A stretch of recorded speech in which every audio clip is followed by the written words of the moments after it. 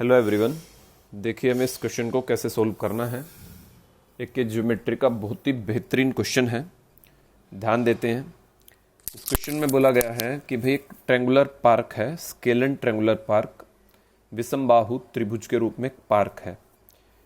ठीक है, उसके पार्क के अंदर एक पोल है। ठीक है, उस पोल को उस पार्क के कोनों से जब हम लोग देखते हैं, उस पोल के टॉप को जब हम लोग पार्क के कोनों से देखते हैं तो देखने पे जो एंगल बनेगा, द एंगल ऑफ एलिवेशन, वो सबका सेम बनेगा। तो जिस पॉइंट पे वो पोल खड़ा है उस पॉइंट को हम लोग क्या नाम देंगे? ये चार ऑप्शन दिए गए हैं। सेंट्रोइड मतलब केंद्रक, सरकम सेंटर मतलब आपका भाई परिवृत्त केंद्र होता है, इन सेंटर होता है अंतःवृत्त केंद्र, ऑर्थो सेंटर होता है हमारा आई थिंक लंब केंद्र होता है। ठीक है, अब ध्यान दीजिएगा हमें इस क्वेश्चन को सोल्व कैसे करना है। उसने कहा एक ट्रायंगुलर पार्क है, तो ध्यान दीजिए हम लोग एक ट्रायंगल ड्रॉ कर लेते हैं। ये ट्रायंगुलर पार्क हो गया। उसने कहा इसके बीचों बीच एक पोल है, तो हमने एक पोल ले लिया। अब पार्क के कोनों से हम इसके टॉप को देखेंगे। ठीक है, इस तरीके से ये हमने ड्रॉ कर दिया। तीनों कोनों से हम लोग इसके टॉप को देखेंगे। अब टॉप को जब हम लोग देखेंगे तो एंगल ऑफ एलिवेशन जो बनेगा, उन्नयन कोण जो बनेगा, वो सबका सेम बनेगा। ठीक है, तो एंगल ऑफ एलिवेशन मैं बताता हूं कैसे बनेगा, ध्यान दीजिएगा। देखो एक चीज, यहाँ पे तीन ट्रायंगल बन जाएंगे आपकी। देखो मैं एक बार ड्रॉ करता हूं इस तरीके से। मान लो ये पोल है, ठीक है, और ये पार्क में पोल की डिस्टेंस है कोने से भी, पार्क के कॉर्नर से पोल की डिस्टेंस है। और इस तरीके से आप ऊपर की तरफ देख रहे हो तीनों कोनों से, तो जो एंगल ऊपर की तरफ देखने से बनता है वो आपका उन्नयन कोण बनता है, एंगल ऑफ एलिवेशन यहाँ पे बनता है।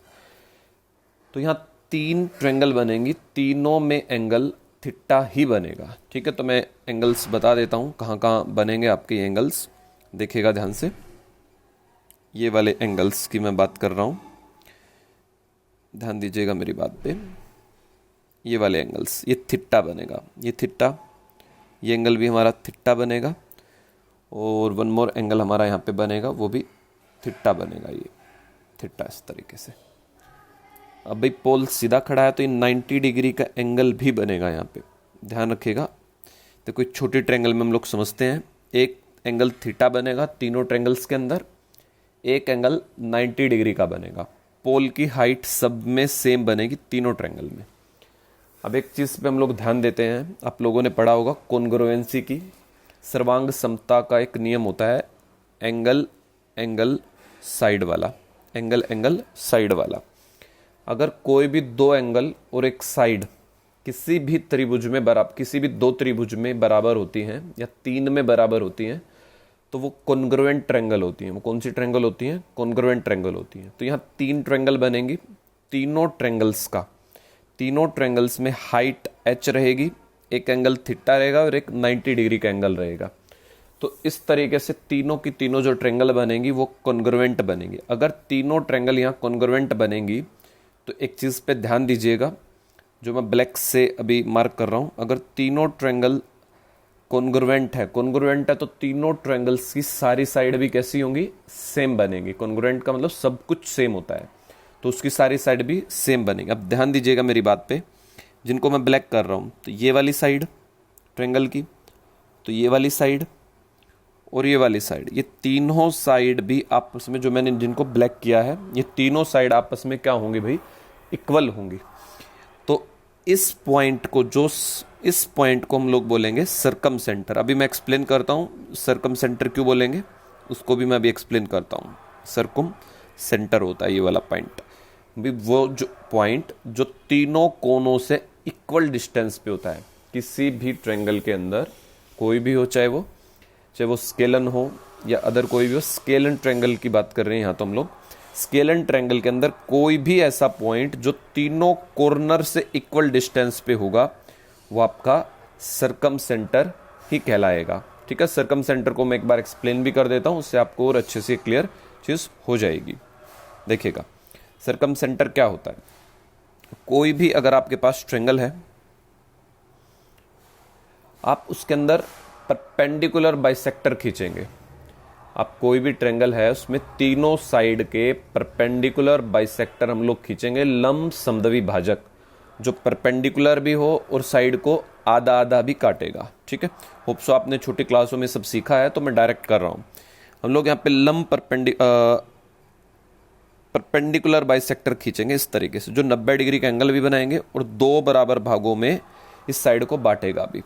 सेम तरीके से हम लोग इस साइड का करेंगे, जो 90 डिग्री का कोण भी बनाएगा और उसको दो बराबर भागों में साइड को भी बांटेगा। सेम तरीके से इस साइड के साथ भी हमें ऐसे ही करना है, एक परपेंडिकुलर बाइसेक्टर खींचेंगे तो यहाँ पे ये दोनों पार्ट इसके बराबर भी होंगे। ठीक है, तो जो ये बनता है पॉइंट, जो इनका इंटरसेक्शन पॉइंट होता है तीनों परपेंडिकुलर बाइसेक्टरों का, इसको हम लोग बोलते हैं सरकम सेंटर। सरकम सेंटर, और सरकम सेंटर ही ऐसा पॉइंट होता है जो हर कोने से इक्वल डिस्टेंस रखता है, हर कोने से इक्वल डिस्टेंस वो रखता है। ध्यान दीजिएगा मेरी बात पे, ये वाली जो डिस्टेंस है ये सब में क्या बनेगी, रेडियस बनेगी, इसको बोलते हैं रेडियस।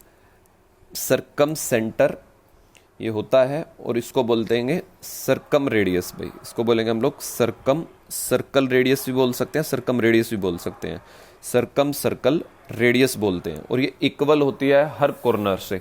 इसका यूज क्या होता है, इसका यूज ये होता है कि हम लोग इस पॉइंट पे, इस पॉइंट से हम लोग अगर इतनी प्रकार खोल के, कितना भाई, आर डिस्टेंस, जो ये है आपकी आर डिस्टेंस, और अगर हम लोग यहाँ सर्कल ड्रॉ करें तो इस तरीके से एक सर्कल जाएगा जो तीनों कोनों से पास होता है। इसी सर्कल को बोला जाता है सरकम सर्कल। भाई इसी को बोलते हैं सरकम सर्कल। होप सो आपको अच्छे से क्लियर हो गया होगा। Thank you.